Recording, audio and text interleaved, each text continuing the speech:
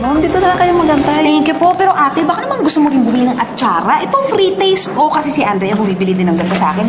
Sarap nga siya eh. O, Ito? tikman niyo po. Alex? Next time mo na tikman, alis na ako, bye. Alex, tika mo na. Pwede kitang makausap tungkol kay Andrea. I know there's something wrong. O si Yami, kasi marami pong pinagdadaanan yung friendship ko ngayon. Hanggang doon lang po ang pwede kong sabihin sa inyo. Alex, sige na, please. Hindi naman ako marunong humula. Sabihin mo lang sa akin, please. Tell me everything. Hindi ho talaga pwede. Pasensya na. Okay. Magkano ba yung mga nasa bag na yan? Atsara mo, kukunin ko ng lahat para hindi mo na bit-bit. Sabi na. 500 po.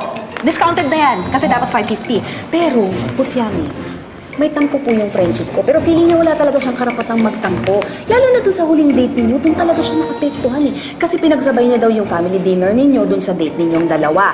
Feeling niya talaga na itchapuera siya. Tapos yung pampagulong siya doon sa pamilya ninyo. Kaya ngayon nagpapaka-low profile yung friendship ko kasi ayaw daw makaagaw ng atensyon doon sa family mo. Ganun.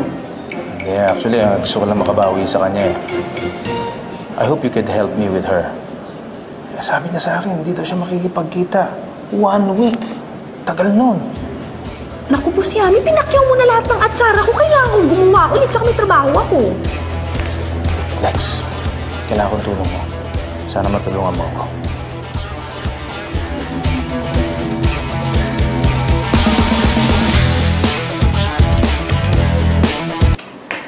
Friendship!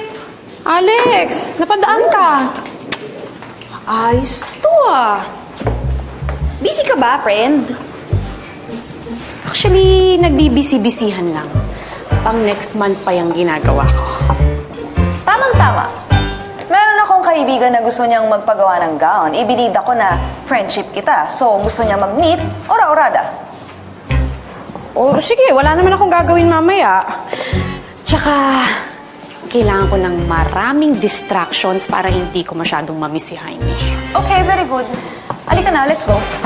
Halika na, friendship! Ngayon na? Oo, ngayon na. Halika na. Okay. Ayan, bilisan mo. Halika na. Okay.